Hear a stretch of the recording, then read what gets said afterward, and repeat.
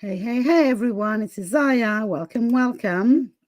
Just give me a minute to get rid of this banner down there. Welcome. So it's Isaiah, usually from isaiahbell.com, but today, Isaiah from OTALOCO. I am coming to talk to you about the OTALOCO Congress. So the Oracle and Tarot Lovers Congress happening December 1st, 2nd, and 3rd online exclusively. It's free. There's so many great things to benefit from joining us and registering. You get 21 speakers with 21 talks, and I have listened to some of those, and they're amazing. If I say so myself, then we have free readings, we have free books, we have free decks. Yes, you heard that right. If you're a deck maniac, this is it. You can get a free deck, or at least many, or even maybe many decks. And every day on the launchpad to this amazing conference, I am meeting with one of the speakers, and today we meet Jackie. Hi, Jackie. Hi, Isaiah. How are we doing today? I'm doing good, actually. It's sunny here today in France, so I'm kind of, it's been raining for a week in a row, so it's like, oh, yes. Thank you. Same in the UK. It is actually sunny for the first time in a long time.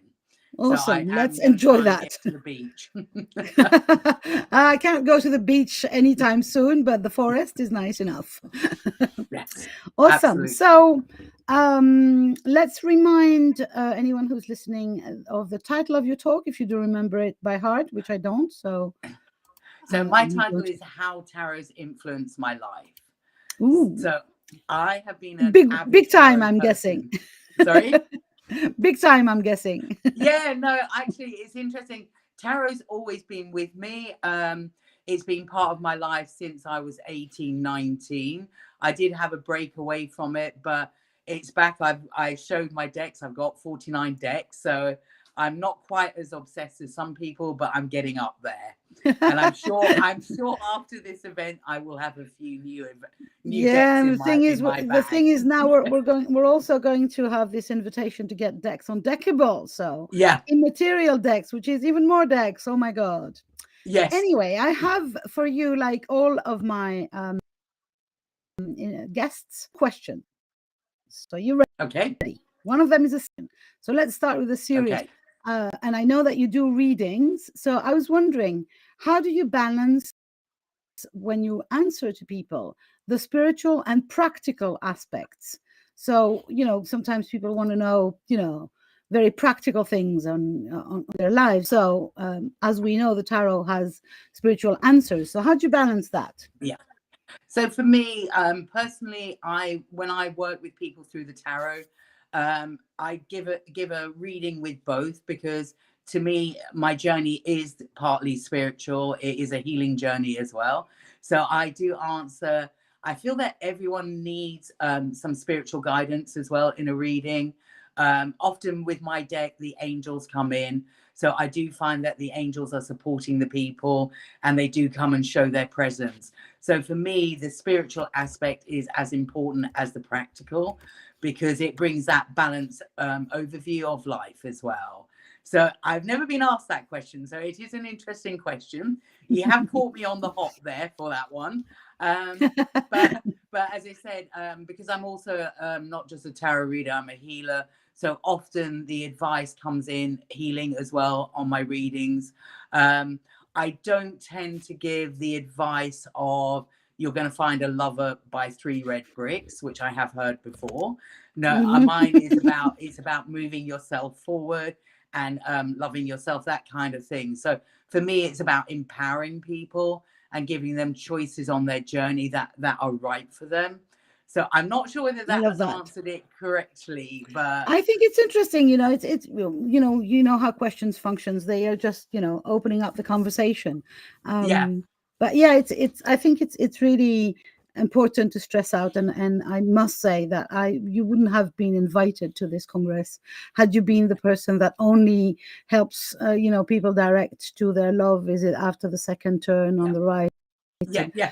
I believe that I believe in self-choice, or how do you call that? Self determination, free will, and free will. Yeah, that's sorry, my English. Yes. Yeah, there is a responsibility, I think, with tarot readers, that you actually help people, but not give them a limited perception of what they should be doing. So I do feel there is a guidance that you have internally of what's right and what's not right. So yeah, I'm very much on the people can make their choices, you give them options, but the tarot reading is there to advise. And sometimes open up their eyes to options that they hadn't seen before. Yeah, no, absolutely. But not about closing, about opening more views, more options. Yeah. And awesome. giving people another perception, because often we get caught up in a way of thinking or seeing. Sometimes we can't see another option. So that's, again, I love the aspect of the tarot, because it can open someone's eyes to a new possibility or a new choice that they would have never have thought of. So yeah, I absolutely love it. Absolutely love it. Awesome.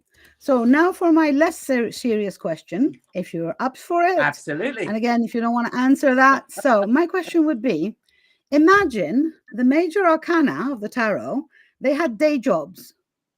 Ooh. What jobs would they have? So of course we don't have time to go for the all 21 of them, but you can pick your favorites and decide, what kind of day job would the high priestess have? Yeah.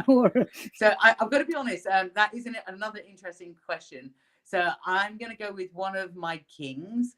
He is an animal lover. He is very much soft in his heart. He's a kind person. So I could see him as working with dogs, animals, being a dog walker, or working out in nature, being a gardener, or just really in touch with that side of him. And I'm going to go for his counterpart, the Queen of Forces. Now, I feel she's a very powerful woman. She has the elements all around her. I feel that she's really strong in herself. She's regal. She's, connected with her intuition. So again, yeah, I like both of those kings and queens of forces. So for me, yeah, I see both of them as very different in a way, but they're both connected to the elements as well and nature. Awesome. Yeah. Awesome. Just because I'm not speaking English that good. So king and queen of? So, these are king and queen of forces. So this is from my Akashic record deck. So it's probably, I'm not sure how I would translate it into another deck, but it's like of the elements. So they're very elemental is how I would guess they would be the king and queen of, just a minute, of pentacles. Pentacles, okay. I think, yes, because we have the in one of my favorite decks. So this is one of my favorite decks. Oops, sorry. Yeah. The Light Seers Tarot. There is the King of Pentacles has got a dog by his side, and the Queen has got another animal. So I'm thinking that must be it. Yeah, the connection. I have to say, for me, I need to start working a bit more with the ordinary decks, because all of my decks are slightly they're not like the Rider-Waite deck, but I do need to start working with them, because I tend to choose decks that resonate with me. But that's a good thing. That's a good thing. But just for anyone watching this and being kind of a beginner in tarot, I'm going to promote this deck, because I really think so. It's a recent deck. It's a couple of years, 3 old, and it's created by an American artist called Chris Han. And it's called the Light Seers deck. The great thing for beginners is that it has the Rider-Waite, very traditional structure. It's absolutely not original, but it's beautiful. So the images are, because she's an artist. So you see the images are, and they are speaking to modern people. Yeah. Yeah. Right. Sorry, this is upside down.